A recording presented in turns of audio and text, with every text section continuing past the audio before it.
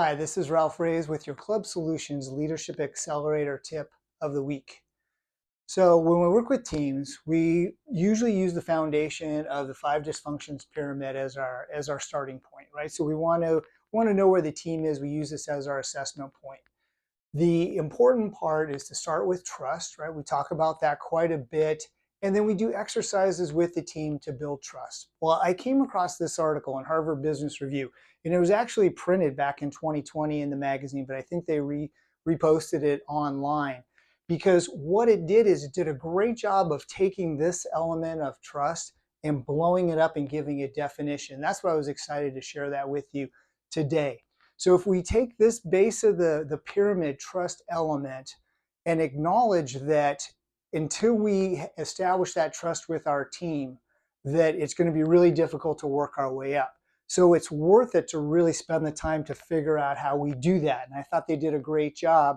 And the authors are Frei and Morriss. I want to give them their flowers too. To understand what the definition of those things are. So what they said was that there's 3 main elements to building trust and maintaining trust. The first one is authenticity, and that is how real are you being with your team? And when people understand and feel that you are being your complete real self, then they can trust you. And if you are not, then that is a limiting factor for you. So authenticity, number 1. Number 2, logic. Do they believe that you have judgment and competence in your job? I mean, that's a key element, but they've got to be able to trust that you know what you're doing. And number 3 is empathy. Do you sincerely care about them as individuals, and do you display that in your behavior towards them?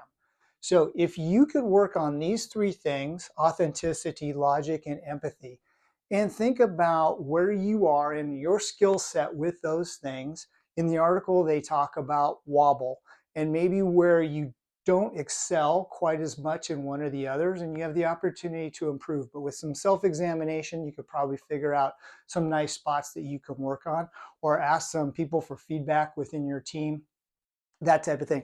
But I thought that this definition of really getting down to some really tangible things that we could work on for ourselves related to trust was an important thing to share. So I hope this was helpful. Appreciate you listening and have a great day.